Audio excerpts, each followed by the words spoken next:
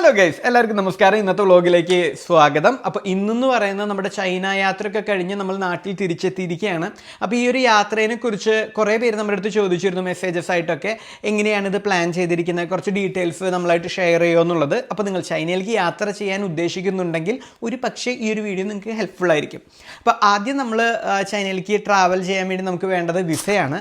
Visa നമ്മൾ sky time tours എന്ന് പറഞ്ഞിട്ടുള്ളൊരു ഏജൻസി വഴിയാണ് നമ്മൾ വിസയ്ക്ക് അപ്ലൈ ചെയ്തത്. വേറൊന്നും കൊണ്ടല്ല, എൻ്റെ അറിവ് ശരിയാണെങ്കിൽ നമ്മൾ നേരിട്ട് അപ്ലൈ ചെയ്യണമെന്നുണ്ടെങ്കിൽ ഒന്നില്ലെങ്കിൽ ഡൽഹി അല്ലെങ്കിൽ മുംബൈ, ഈ രണ്ട് സ്ഥലത്ത്, കൊൽക്കട്ട ഉണ്ടെന്ന് തോന്നുന്നു, ഈ 3 സ്ഥലത്തോ മറ്റുമാണ് ചൈനയുടെ എംബസി ഉള്ളത്. അവിടേക്ക് നമ്മുടെ ഡോക്യുമെൻറ്റ്സ് ഒന്നില്ലെങ്കിൽ നേരിട്ടോ അല്ലെങ്കിൽ വേറെ ആൾ വഴിയോ കൊണ്ടു കൊടുക്കേണ്ടി വരും. അതല്ല എന്നുണ്ടെങ്കിൽ നമ്മൾ ഏതെങ്കിലും ഏജൻസി ത്രൂവേ നമുക്ക് പോകാൻ പറ്റുള്ളൂ. അപ്പോൾ നമുക്ക് അത്ര ദൂരം യാത്ര ചെയ്യേണ്ടെന്ന് കരുതി നമ്മൾ ഏജൻസി ത്രൂ ആണ് പോയത്. മിനിമൽ ആയിട്ടുള്ള ഡോക്യുമെൻറ്റേഷനാണ് അവർ ചോദിച്ചത്. ഒന്ന് നമ്മളുടെ ബാങ്ക് സ്റ്റേറ്റ്മെൻറ്റ് ചോദിച്ചു, ഒരു 6 മാസത്തെ സ്റ്റേറ്റ്മെൻറ്റ് വേണ്ടി വരും. അതിൽ ക്ലോസിംഗ് ബാലൻസ് 2.5-3 ലക്ഷമെങ്കിലും ഉണ്ടായിരിക്കണം കേട്ടോ. പിന്നെ നമ്മളുടെ അത് 2 പേരാ പോകണമെന്ന് വെച്ചാൽ ഒരാൾക്ക് 2.5 ലക്ഷം വെച്ച് 5 ലക്ഷം രൂപ വരും 2 പേർക്ക്. പിന്നെ നമ്മളുടെ ആധാർ കാർഡിൻ്റെ കോപ്പി ചോദിച്ചിരുന്നു, പാസ്പോർട്ടിൻ്റെ കോപ്പി ചോദിച്ചിരുന്നു, ട്രാവൽ ടിക്കറ്റ്, ഡെമ്മി ടിക്കറ്റ് ആണെങ്കിൽ അത്, അല്ലെങ്കിൽ നിങ്ങൾ ബുക്ക് ചെയ്തിട്ടുണ്ടെങ്കിൽ ആ travel ticket, hotel accommodation, itinerary, ഇത്രയും സംഭവങ്ങളാണ്. ഇതിലെന്തെങ്കിലും നിങ്ങൾക്ക് സ്വന്തമായിട്ട് എടുക്കാനായിട്ട് ബുദ്ധിമുട്ടുണ്ട്, അതായത് ട്രാവൽ ടിക്കറ്റ്, ഡമ്മി അല്ലെങ്കിൽ ഐറ്റിനറി അല്ലെങ്കിൽ ഹോട്ടൽ അക്കോമഡേഷൻ, ഇത് നിങ്ങൾക്ക് സ്വന്തമായിട്ട് എടുക്കാൻ ബുദ്ധിമുട്ടാണെങ്കിൽ ഏജൻസീനെ കോൺടാക്ട് ചെയ്താൽ ചിലപ്പോൾ അവർ റെഡിയാക്കി തരും. നമ്മുടെ കേസിൽ നമ്മൾ തന്നെയാണ് ഏജൻസിക്ക് ഇത് പ്രൊവൈഡ് ചെയ്തത്. ഇതിൻ്റെ കോസ്റ്റ് വരുന്നതെന്ന് പറയുന്നത് ഈ വിസയുടെ ഒരു 10,000 തൊട്ട് സ്റ്റാർട്ടിംഗ് ഉണ്ട്. 10,000 തൊട്ട് 15,000 വരെയുള്ള റേഞ്ചിൽ പല ടൈപ്പിലുള്ള വിസ നിങ്ങൾക്ക് അവൈലബിൾ ആയിരിക്കും.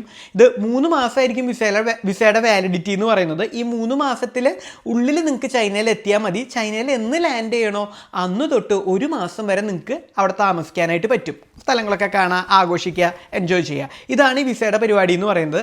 ബിസിനസ് വിസയുണ്ട്, ടൂറിസ്റ്റ് വിസയുണ്ട്, ഏത് വേണമെങ്കിലും എടുക്കാം കേട്ടോ. ഏത് എളുപ്പമെന്ന് നിങ്ങൾ ഏജൻസി ആയിട്ടോ അല്ലെങ്കിൽ നിങ്ങൾ എവിടെ നിന്നാണോ വിസ എടുക്കുന്നോ അവരായിട്ടോ കോർഡിനേറ്റ് ചെയ്തിട്ട് സംഭവം സെറ്റ് ചെയ്താൽ മതി. നമ്മളുടെ സ്കൈ ടൈം ടൂർസ് ആണ്. വേണമെങ്കിൽ അവരെയും ബന്ധപ്പെടാം, അവരുടെ ഡീറ്റെയിൽസ് താഴെ കൊടുത്തിട്ടുണ്ട്. രണ്ടാമതായിട്ട് വേണ്ടത് ഫ്ലൈറ്റ് ടിക്കറ്റാണ്. ഞാനെടുത്തത് മലേഷ്യൻ എയർലൈൻസിൻ്റെ ടിക്കറ്റായിരുന്നു. മലേഷ്യൻ എയർലൈൻസിനേക്കാളും കുറച്ചുകൂടി കോസ്റ്റ്ലി വേണം നിങ്ങൾക്ക് എന്നുണ്ടെങ്കിൽ നിങ്ങൾക്ക് സിംഗപ്പൂർ എയർലൈൻസിൻ്റെ എടുക്കാം. അത് കുറച്ചുകൂടി കംഫർട്ടായിരിക്കും. അതിനേക്കാൾ കുറച്ച് പൈസ കുറവാണ് എന്നുണ്ടെങ്കിൽ വിയറ്റ്ജെറ്റ് അല്ലെങ്കിൽ ഇൻഡിഗോ നിങ്ങൾക്ക് ട്രൈ ചെയ്യാവുന്ന കേട്ടോ. വിയറ്റ്ജെറ്റൊക്കെ കൊച്ചിയിൽ നിന്ന് വിയറ്റ്നാമിലേക്ക് പോകണം. അവിടെ ഒരു 12 മണിക്കൂർ 13 മണിക്കൂർ ചിലപ്പോൾ ലേ ഓവർ ഉണ്ടാവും. അത് കഴിഞ്ഞിട്ടായിരിക്കും ചൈനയിലേക്ക് പോകുന്നത്. ഇൻഡിഗോ ആണെന്നുണ്ടെങ്കിൽ കൊച്ചിയിൽ നിന്ന് നമ്മൾ ഡൽഹിയിലെത്തണം, അല്ലെങ്കിൽ എനിക്ക് തോന്നുന്നു ബോംബെ അല്ലെങ്കിൽ കൊൽക്കട്ട, ഇവിടുന്ന് ഈ 3 സ്ഥലത്തുനിന്നുമാണ് ഫ്ലൈറ്റ് ഉള്ളത്. അപ്പോൾ കൊച്ചിയിൽ നിന്ന് എന്തായാലും ഒരു കണക്ഷൻ ഉണ്ടാവും, ഇൻഡിഗോ ആണെന്നുണ്ടെങ്കിലും വിയറ്റ്ജെറ്റ് ആണെന്നുണ്ടെങ്കിലും. ഇനിയിപ്പോൾ മലേഷ്യൻ എയർലൈൻ ആണെന്നുണ്ടെങ്കിൽ കൊച്ചിയിൽ നിന്ന് നമ്മൾ മലേഷ്യയിൽ എത്തേണ്ടി വരും. അവിടെ ഒരു ലേ ഓവർ ഉണ്ടാവും, അവിടെ നിന്നായിരിക്കും ചൈനയിലേക്ക്. അപ്പോൾ നിങ്ങൾ നോക്കുക ഏറ്റവും ചീപ്പർ ഏതായിരിക്കും എന്നനുസരിച്ച് നിങ്ങൾ ബുക്ക് ചെയ്യുക. ഞാൻ നോക്കിയപ്പോൾ വിയറ്റ്ജെറ്റിൻ്റെ ആയിരുന്നു ഏറ്റവും ചീപ്പറായിട്ട് എനിക്ക് കിട്ടിയത്. അത് ഏകദേശം ഒരാൾക്ക് പോയി വരാനായിട്ട് 36,000 രൂപയുടെ അടുത്തായിരുന്നു കാണിച്ചിരുന്നത്. പക്ഷേ അതിൽ കുറച്ച് ബുദ്ധിമുട്ടുകളൊക്കെ ഉണ്ട്, ഈ ലേ ഓവറും പരിപാടികളൊക്കെ. ഞാനെടുത്തത് മലേഷ്യൻ എയർലൈൻസിൻ്റെ ആയിരുന്നു. അതിന് ഏകദേശം ഒരാൾക്ക് 50,000 രൂപയുടെ അടുത്താണ് വന്നത്. ഇനിയിപ്പോൾ നിങ്ങൾ പോയി വരാനായിട്ട് കേട്ടോ, അത് മലേഷ്യ വഴിയായിരിക്കും പോവുക. അവിടെയും ലേ ഓവർ ഉണ്ട്. അതൊരു 2 മണിക്കൂർ പോയപ്പോൾ തിരിച്ചു വന്നപ്പോൾ ഒരു 5 മണിക്കൂർ. ഇതായിരുന്നു ലേ ഓവർ പരിപാടി എന്ന് പറയുന്നത്. പിന്നെ ഹോങ്കോങ് വഴിയും ഫ്ലൈറ്റ് ഉണ്ട്. ചിലരെന്താ ചെയ്യാന്ന് വെച്ച് കഴിഞ്ഞാൽ നമ്മുടെ നാട്ടിൽ നിന്ന് ഹോങ്കോങ്ങിലേക്ക് പോകും. ഹോങ്കോങ്ങിൽ എത്തിയിട്ട് അവിടെ നിന്ന് നിങ്ങൾക്ക് എനിക്ക് തോന്നുന്നു ബോട്ട് വഴിയോ മറ്റോ നമുക്ക് ചൈനയിലേക്ക് പോകാനായിട്ട് സാധിക്കും. ചൈനയിലെ ഏറ്റവും അടുത്ത് ഷെൻജൻ എന്നുള്ള സ്ഥലത്തേക്കാണ് പോകാൻ പറ്റാമെന്നാണ് എൻ്റെ അറിവ്. അപ്പോൾ അങ്ങനത്തെ കുറേ ഓപ്ഷൻസ് ഉണ്ട്. ഏറ്റവും കൺവീനിയൻറ്റ് ഫ്ലൈറ്റ് ആയിരിക്കും.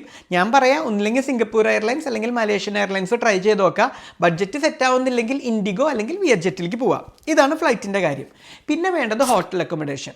ഞാൻ സാധാരണ ട്രിപ്പിനൊക്കെ പോകുമ്പോൾ ഹോട്ടൽ അക്കോമഡേഷൻ എല്ലാം ബുക്ക് ചെയ്യാറുള്ളത് അഗോഡ, booking.com, ഈ 2 സൈറ്റാണ് മെയിൻലി ഞാൻ യൂസ് ചെയ്യാറ്. പക്ഷേ ഇവിടെ മാത്രം ഒരു വ്യത്യാസത്തിന് trip.com എന്ന് പറഞ്ഞൊരു ആപ്ലിക്കേഷൻ വഴിയാണ് ഞാൻ ബുക്ക് ചെയ്തത്. അതിൻ്റെ ആപ്പ് നിങ്ങളുടെ മൊബൈലിൽ ഡൗൺലോഡ് ചെയ്യാൻ പറ്റും, വെബ്സൈറ്റും ഉണ്ട് അവർക്ക്.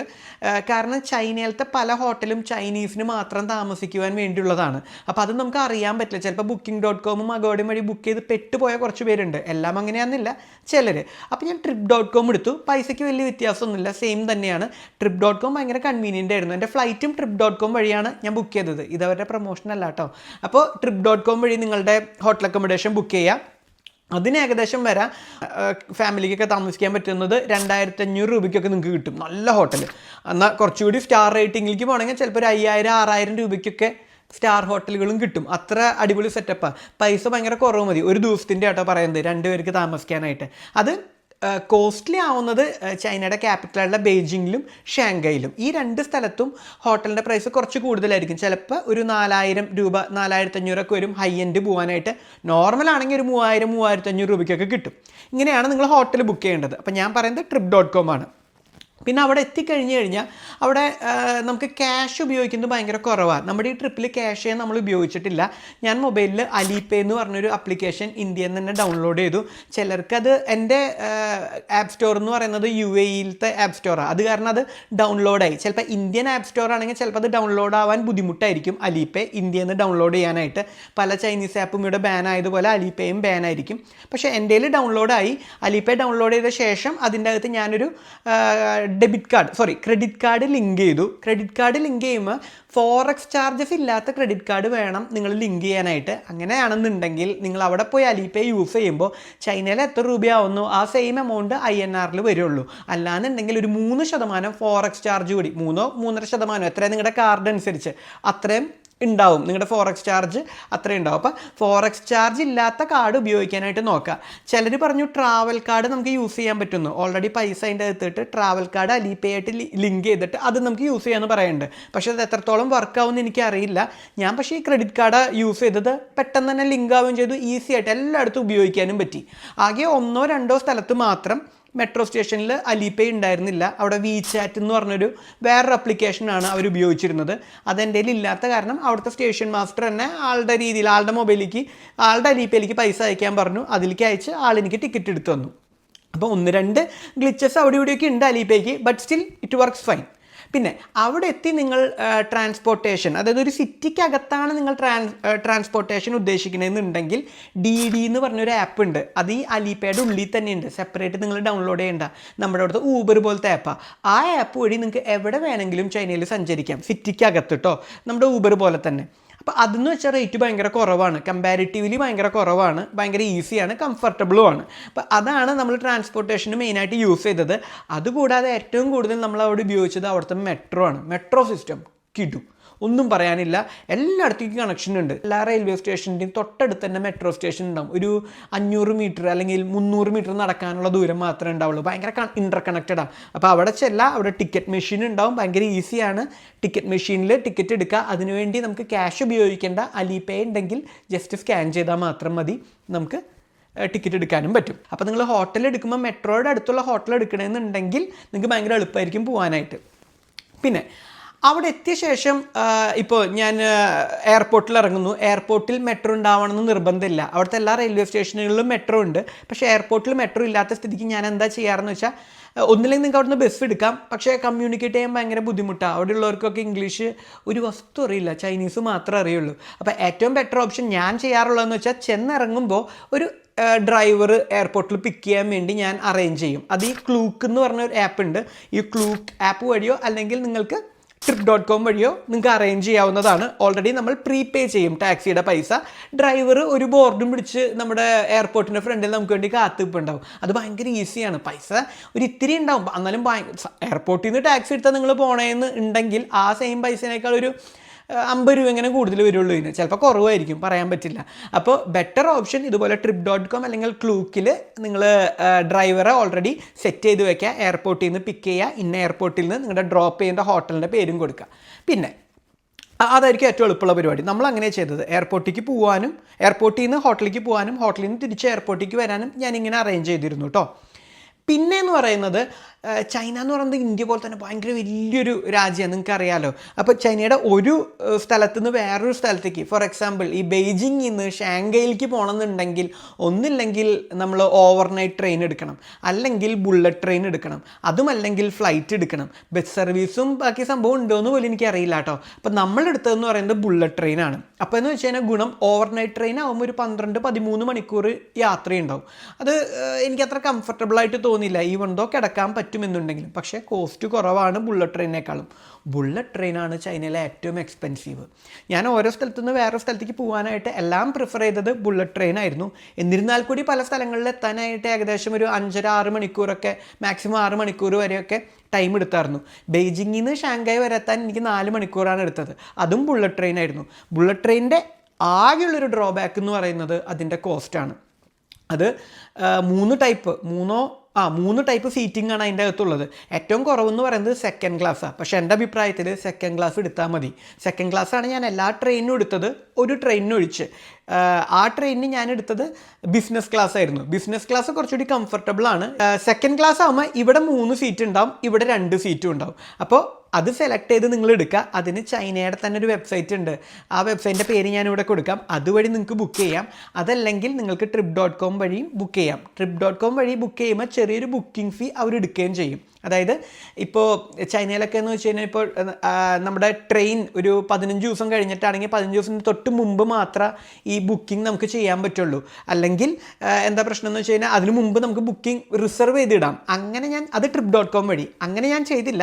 പകരം 15 ദിവസം മുമ്പ് ഇത് ഓപ്പൺ ആവുന്ന ടൈമിൽ ട്രെയിൻ ബുക്ക് ചെയ്യുക. അതാണ് കംഫർട്ടബിൾ ആയിട്ടുള്ള പരിപാടി എന്നാണ് എനിക്ക് തോന്നുന്നത്. അപ്പോൾ അങ്ങനെ ബുക്ക് ചെയ്യുക. അതിന് trip.com എനിക്ക് ഭയങ്കര ഈസി ആയി തോന്നി. ആ ആപ്പ് ഭയങ്കര ഫ്രണ്ട്ലി ആയതുകൊണ്ട് അതുവഴിയാണ് ഞാൻ ബുക്ക് ചെയ്തത്. ഇനി ആ ചൈന വെബ്സൈറ്റ് അതിനും ആപ്പ് ഉണ്ടെന്നാണ് എൻ്റെ അറിവ്. ആ ആപ്പ് വഴിയും നിങ്ങൾക്ക് വേണമെങ്കിൽ ബുക്ക് ചെയ്യാം. അതാവുമ്പോൾ ചെറിയൊരു കമ്മീഷൻ എമൗണ്ട് പോകില്ല നിങ്ങളുടെ. അപ്പോൾ ഈ 2 ഓപ്ഷനും നിങ്ങൾക്ക് യൂസ് ചെയ്യാൻ പറ്റും. പാസ്പോർട്ട് ഡീറ്റെയിൽസ് മാത്രം മതി. ഈ ബുള്ളറ്റ് ട്രെയിനിൽ കയറുന്നുണ്ടെങ്കിൽ നമ്മുടെ പാസ്പോർട്ട് സ്കാൻ ചെയ്യുക, കയറി പോവുക. പലയിടത്തും സ്കാനിങ് കറക്റ്റായിട്ട് ചിലപ്പോൾ വർക്ക് ചെയ്തൊന്നും വരില്ല. അപ്പോൾ ഈ റെയിൽവേ സ്റ്റേഷനിൽ ടിക്കറ്റ് എടുക്കുന്നിടത്ത് ഒരാൾ നിൽക്കുന്നുണ്ട്, അവരുടെ സെക്യൂരിറ്റി. ആളുടെ കയ്യിൽ പാസ്പോർട്ട് കൊടുക്കുക. ആൾ സ്കാൻ ആയില്ലെങ്കിൽ മാനുവലി ആൾ എന്തോ ചെയ്യും, എന്നിട്ട് നമുക്ക് കയറി പോകാൻ പറ്റും. അങ്ങനെയാണ് നമ്മളത് ചെയ്യുന്നത്. അപ്പോൾ നിങ്ങൾക്ക് ബുള്ളറ്റ് ട്രെയിൻ എടുക്കണമെന്നുണ്ടെങ്കിൽ സെക്കൻഡ് സീറ്റിംഗ് അല്ലെങ്കിൽ സെക്കൻഡ് ക്ലാസ് എടുത്താൽ മതി. അത് തന്നെ ബെറ്ററാണ്. ഭയങ്കര കംഫർട്ടബിളായിട്ട് യാത്ര ചെയ്യാൻ പറ്റും. കൂടുതൽ പൈസ കൊടുക്കണ്ട. അതാകുമ്പോഴും പൈസ ഉണ്ട്, കുറവാന്നല്ല പറയുന്നത്, അതിനും പൈസ ഉണ്ട്. ബുള്ളറ്റ് ട്രെയിനാണ് അവിടെ ഏറ്റവും കൂടുതൽ പൈസ എന്ന് പറയുന്നത്. പിന്നെ സിം കാർഡ് ഞാൻ പറയാൻ വിട്ടുപോയി. ഞാൻ ചൈനീസ് സിം കാർഡാണ് നിങ്ങൾ എടുക്കണമെന്നുണ്ടെങ്കിൽ ഓതറൈസ്ഡ് ചൈനീസ് ടെലിഫോൺ കമ്പനികളുണ്ട് അവിടെ. ചൈന മൊബൈൽ അങ്ങനെ 1-2 കമ്പനി, യൂണിക്കോം അങ്ങനെ എന്തോ പറഞ്ഞിട്ട് 1-2 കമ്പനികളുണ്ട്. ഈ കമ്പനികളിൽ പോയി മാത്രം എടുക്കാം. നമ്മൾ പോയതെന്ന് വെച്ചാൽ ചെറിയൊരു സബ് ഏജൻസി പോലത്തെ ചെറിയൊരു കടയിൽ പോയിട്ടാണ് എടുത്തത്. നമ്മുടെ അടുത്ത് വേറെ വലിയ കമ്പനി ഉണ്ടായിരുന്നില്ല. അവിടെ നിന്ന് എടുത്ത സിം 2 ദിവസം വർക്ക് ചെയ്തുള്ളൂ. അപ്പോഴേക്കും അത് ക്യാൻസലായിപ്പോയി. അപ്പോൾ ബെറ്റർ ഓപ്ഷൻ എൻ്റെ അഭിപ്രായത്തിൽ നിങ്ങളൊരു എയർലോ എന്നോ പറഞ്ഞൊരു ഇതുണ്ട്, ഇ സിം ഉണ്ട്. ആ സിമ്മ് എടുക്കുന്നതായിരിക്കും ബെറ്റർ. അവിടെ പോയി കഴിഞ്ഞാൽ അത് ഓട്ടോമാറ്റിക്കലി ആക്റ്റീവ് ആയിക്കോളും. ഭയങ്കര ഈസിയാണ്, സ്മൂത്താണ് യൂസ് ചെയ്യാൻ. പക്ഷേ ഒറ്റ പ്രശ്നം, അതിന് പൈസ ഇത്തിരി കൂടുതലുമാണ്, GB ഇത്തിരി കുറവുമാണ്. ചൈനീസ് സിമ്മാണെന്നുണ്ടെങ്കിൽ പൈസ ചിലപ്പോൾ കുറവായിരിക്കും, GB കൂടുതലും കിട്ടും. പക്ഷേ വർക്ക് ഈ പറഞ്ഞ മെയിൻ അവരുടെ സിം കമ്പനികളിൽ തന്നെ പോയി എടുക്കണം, അല്ലെങ്കിൽ പണി കിട്ടും. പിന്നെ ഫിസിക്കൽ സിം ആയിരിക്കും ചൈനയിൽ, ഇ സിം ഉണ്ടായിരിക്കില്ല. അപ്പോൾ നമ്മൾ ഇവിടുന്ന് ഇ സിം ആയിട്ടാണ് പോകണമെന്നുണ്ടെങ്കിൽ ഈസി ആയിട്ട് ആക്ടിവേറ്റ് ആവും. അല്ലെങ്കിൽ ഈ പറഞ്ഞ മെയിൻ ചൈനീസ് മൊബൈൽ കടയിൽ പോയി തന്നെ എടുക്കുക, അല്ലെങ്കിൽ എയർപോർട്ടിൽ നിന്ന് നിങ്ങൾ എടുക്കാനായിട്ട് ശ്രമിക്കുക. പിന്നെ അവിടുത്തെ ആൾക്കാർ ഭയങ്കര ഹെൽപ്ഫുൾ. അവർക്ക് ചൈനീസ് ഭാഷ മാത്രമേ അറിയുള്ളൂ. നമ്മൾ സാധാരണ ഇംഗ്ലീഷ് ട്രാൻസ്ലേറ്റർ ഉപയോഗിച്ച് വേണം അവരോട് സംസാരിക്കാൻ. അപ്പോൾ അതിന് നിങ്ങൾ ആപ്പിളിൻ്റെ ട്രാൻസ്ലേറ്റർ ഉണ്ട്. ആ ട്രാൻസ്ലേറ്റർ ഗൂഗിളിൻ്റെ എല്ലാ സംഭവം അവിടെ ബാനാണ്. ഇപ്പോൾ വാട്സപ്പ്, ഫേസ്ബുക്ക് അങ്ങനത്തെ സാധനങ്ങളൊന്നും ഉണ്ടാവില്ല. അപ്പോൾ ആപ്പിൾ ട്രാൻസ്ലേറ്റർ ഉപയോഗിക്കുകയാണെങ്കിൽ നിങ്ങൾക്ക് ഈസി ആയിട്ട് അവരോട് സംസാരിക്കാം. പിന്നെ മാപ്പിന് വേണ്ടിയിട്ട് അവിടെ മാപ്പ് എന്ന് പറഞ്ഞൊരു ആപ്പ് ഉണ്ട്. ആ ആപ്പ് ഡൗൺലോഡ് ചെയ്ത് വെക്കുക. ഏതെങ്കിലും സ്ഥലത്തേക്ക് പോകാനോ കാര്യങ്ങളോ നോക്കാനൊക്കെ മാപ്പ് ഭയങ്കര ഹെൽപ്ഫുൾ ആയിരിക്കും. നടക്കാനും കാര്യങ്ങൾക്കൊക്കെ ഏതെങ്കിലും 1 കിലോമീറ്റർ ദൂരമുള്ള സംഭവം, നിങ്ങളിപ്പോൾ റെസ്റ്റോറൻറ്റിൽ പോവുകയാണ്, അതിൻ്റെ ലൊക്കേഷൻ മാപ്പിലിട്ട് അത് ഫോളോ ചെയ്ത് പോകാനായിട്ട് ശ്രമിക്കുക. കാരണം മാപ്പാണ് കുറച്ചുകൂടി ബെറ്റർ. ആപ്പിൾ മാപ്പും അവിടെ നമുക്ക് ഉപയോഗിക്കാൻ പറ്റുമെന്ന് പറയാനുണ്ട്. ബട്ട് എനിക്കറിയില്ല എന്തുമാത്രം അത് കംഫർട്ടബിൾ ആണെന്നുള്ളത്. പിന്നെ ഓരോ സ്ഥലത്ത് എത്തിക്കഴിഞ്ഞാലും അവിടുത്തെ പ്രധാനപ്പെട്ട എല്ലാ അട്രാക്ഷനും നിങ്ങൾക്ക് വിസിറ്റ് ചെയ്യാനായിട്ട് ഒന്നില്ല എന്നുണ്ടെങ്കിൽ അവിടെ എത്തിക്കഴിഞ്ഞാൽ നിങ്ങൾക്ക് ലോക്കൽ ടൂർ എടുക്കാനായിട്ട് സാധിക്കും. അവിടെ നിങ്ങളുടെ ഹോട്ടലിൻ്റെ അടുത്ത് തന്നെ ലോക്കൽ ടൂർ പരിപാടികൾ നടത്തുന്ന ഏജൻസികളുണ്ടാവും. അവിടെ നിന്ന് നിങ്ങൾക്ക് ബുക്ക് ചെയ്യാം. അതല്ല എന്നുണ്ടെങ്കിൽ ഈ trip.com അല്ലെങ്കിൽ ക്ലൂക്ക് തുടങ്ങിയ വെബ്സൈറ്റുകളിൽ ടൂർ പാക്കേജുകൾ ഉണ്ടാവും. അപ്പോൾ നിങ്ങളതിൽ ഗ്രൂപ്പ് ടൂറോ സംഭവങ്ങളോ വേണമെങ്കിൽ അത് ബുക്ക് ചെയ്യാം. അല്ലെങ്കിൽ നിങ്ങൾക്കിപ്പോൾ ഫോർ എക്സാമ്പിൾ ഗോഞ്ചോ എന്ന് പറഞ്ഞ സ്ഥലത്ത് നമ്മൾ പോയപ്പോൾ നമുക്ക് കാൻഡൻ ടവർ കാണണമായിരുന്നു. അതിൻ്റെ ടിക്കറ്റ് വേണമെന്നുണ്ടെങ്കിൽ നിങ്ങൾക്ക് ഈ ആപ്പിൽ നിന്ന് ഡയറക്റ്റ് ആയിട്ട് എടുക്കാം. അതല്ലെങ്കിൽ കാൻഡൻ ടവറിൻ്റെ അവിടെ ചെന്ന് കഴിഞ്ഞാൽ എടുക്കാം. അട്രാക്ഷൻസ് നമുക്ക് ഇങ്ങനെ കാണാം. ചൈന ഭയങ്കര വാസ്റ്റാണ്. നിങ്ങളുടെ ഒരു ടൈം ഉണ്ട്, പൈസ ഉണ്ടെന്നുണ്ടെങ്കിൽ കുറച്ചധികം ദിവസം, ഒരു 2 വീക്കെങ്കിലും മിനിമം ചൈനയ്ക്ക് വേണ്ടി കൊടുക്കുക. കാരണം അത്രയധികം സ്ഥലങ്ങൾ നിങ്ങൾക്ക് കാണാനുണ്ട്. ഇപ്പോൾ നമ്മൾ പോയി ഇറങ്ങിയത് ഗോഞ്ചോ എന്ന് പറഞ്ഞ സ്ഥലത്താണ്. അത് തന്നെ കാണാൻ രസം, അവിടുത്തെ നൈറ്റ് മാർക്കറ്റും സംഭവങ്ങളൊക്കെ. പിന്നെ അവിടെ നിന്ന് നമ്മൾ പോയത് ഷാങ്ജിയാജി എന്ന് പറഞ്ഞിട്ടൊരു സ്ഥലത്തേക്ക് പോയി. അവിടെയാണ് ഈ അവതാർ കേവ്സും സംഭവങ്ങളും. പിന്നെ ചോങ്ചിങ് എന്ന് പറഞ്ഞൊരു സ്ഥലത്തേക്ക് പോയി. മോഡേൺ ചൈന കാണാനായിട്ട് ആ ഒരു സ്ഥലം അടിപൊളിയായിരുന്നു. പിന്നെ അവിടെ നിന്ന് ഫുറോങ് എന്ന് പറഞ്ഞ സ്ഥലത്തേക്ക് പോയി. പിന്നെ അവിടെ നിന്ന് ബെയ്ജിങ് പോയി. പിന്നെ ഷാങ്ഹായ് പോയി. അപ്പോൾ ഈ എല്ലാ ഓരോ സ്ഥലവും മറ്റുള്ളതിന് ഭയങ്കര ഡിഫറെൻ്റാണ്. അപ്പോൾ ഇങ്ങനെയാണ് അവിടുത്തെ കാര്യങ്ങൾ. പിന്നെ ഭക്ഷണത്തിൻ്റെ കാര്യം പറയുകയാണെന്നുണ്ടെങ്കിൽ ഇത്തിരി പാടായിരുന്നു നമുക്ക്. ചൈനീസ് ഫുഡ് നമുക്ക് ഇഷ്ടപ്പെട്ടില്ല. എന്താ പറയുക, അതിൻ്റെ സ്മെല്ലും കാര്യങ്ങളൊന്നും നമ്മൾ ഇഷ്ടപ്പെടുന്ന രീതിയിലല്ല. ഈ ഷാങ്കായും ബെയ്ജിങ്ങിൻ്റെ ഒരു ഗുണം എന്ന് വെച്ചാൽ അവിടെ ഇന്ത്യൻ റെസ്റ്റോറൻറ്റ്സ് ഉണ്ട് കുറച്ച്. ബാക്കിയുള്ള സ്ഥലങ്ങളിൽ നമ്മൾ വന്ന ഉടനെ ആയതുകൊണ്ട് അങ്ങനെ നോക്കിയില്ല, ചിലപ്പോൾ ഉണ്ടാവുമായിരിക്കും. അവിടെ പോയിട്ട് നമുക്ക് ഇന്ത്യൻ ഫുഡാണ് മെയിനായിട്ട് ഇഷ്ടപ്പെട്ടത്. അവിടുത്തെ ഫുഡ് നിങ്ങൾക്ക് എക്സ്പ്ലോർ ചെയ്യണമെന്നുണ്ടെങ്കിൽ ഒരുപാട് ഓപ്ഷൻസ് ഉണ്ട് കേട്ടോ. സ്ട്രീറ്റ് ഫുഡ് തൊട്ട് അങ്ങനെ ഒരുപാട് പരിപാടികൾ നിങ്ങൾക്ക് പിടിക്കാം. അതൊക്കെ റേറ്റ് കുറവാണ്. അതല്ല എന്നുണ്ടെങ്കിൽ നിങ്ങൾക്ക് പിന്നെയുള്ള ഓപ്ഷൻ എന്ന് വെച്ചാൽ മക്ഡൊണാൾഡ്സ്, സ്റ്റാർബക്സ് തുടങ്ങിയ സംഭവങ്ങളാണ്. അതിന് കോസ്റ്റ് കമ്പാരിറ്റീവ്ലി കൂടുതലായിരിക്കും. നമ്മൾ ഈ ബ്രാൻഡഡ് സംഭവങ്ങളിലേക്ക് പോകുമ്പോൾ അല്ലെങ്കിൽ ഇന്ത്യൻ ഫുഡൊക്കെ വേണമെന്ന് പറയുകയാണെന്നുണ്ടെങ്കിൽ കുറച്ച് റേറ്റ് കൂടുതലായി. ഇപ്പോൾ ഇന്ത്യൻ ഒരു കറിക്ക് തന്നെ, ചിക്കൻ്റെ ഒക്കെ ഒരു കറിക്ക് തന്നെ ഏകദേശം 65 യുവാൻ 70 യുവാൻ്റെ അടുത്താണ് വന്നത്. അത് എത്രയാണെന്നുള്ളത് ഇപ്പോൾ താഴെ ഞാൻ കാണിക്കാം. അത്രയും ഇന്ത്യൻ രൂപയുടെ അടുത്ത് വന്നു.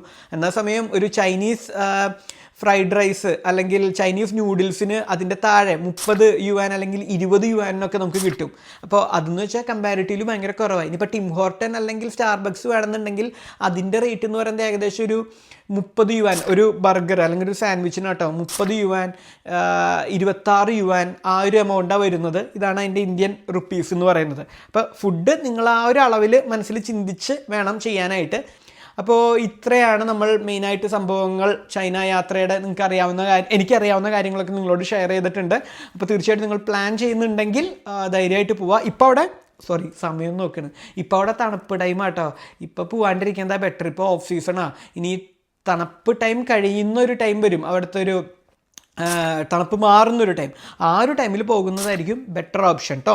നമ്മുടെ വീഡിയോ എഡിറ്റ് ചെയ്ത് കഴിഞ്ഞപ്പോൾ ഒരു കാര്യം ഞാൻ പറയാൻ വിട്ടുപോയി, VPNൻ്റെ കാര്യം. ചൈനയിൽ VPN ഭയങ്കര ഇമ്പോർട്ടൻ്റ് ആണ്. ഗൂഗിള്, യൂട്യൂബ്, ഇൻസ്റ്റാഗ്രാം ഇതൊന്നും വർക്കാവില്ല. എന്തിന് വാട്സപ്പ് വരെ വർക്കാവില്ല. അപ്പോൾ VPN മസ്റ്റാണ്. അപ്പോൾ നമ്മൾ ഉപയോഗിച്ച പല VPNും പാളിപ്പോയി. കുറേ 2-3 VPN ഒക്കെ ഞാൻ മൊബൈലിൽ ഇൻസ്റ്റാൾ ചെയ്താൽ കൊണ്ടുപോയത് ഒന്നും വർക്കായില്ല. പെയ്ഡ് VPN വരെ പലപ്പോഴും വർക്കായിരുന്നില്ല.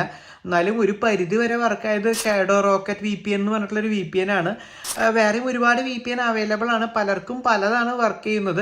നമുക്ക് ഈ ഒരു VPN പിന്നെയും എഴഞ്ഞെങ്കിലും വർക്കായി എന്ന് മാത്രം പറയാം. അതല്ലാതെ വേറൊരു വഴിയില്ല. അല്ല എന്നുണ്ടെങ്കിൽ ഏതെങ്കിലും ലോക്കൽ ഷോപ്പിൽ നിങ്ങൾ പോയിട്ട് നിങ്ങളുടെ മൊബൈലിൽ ഒരു VPN ഇൻസ്റ്റാൾ ചെയ്ത് തരാൻ പറ്റുമെന്ന് അവരോട് ചോദിക്കണം.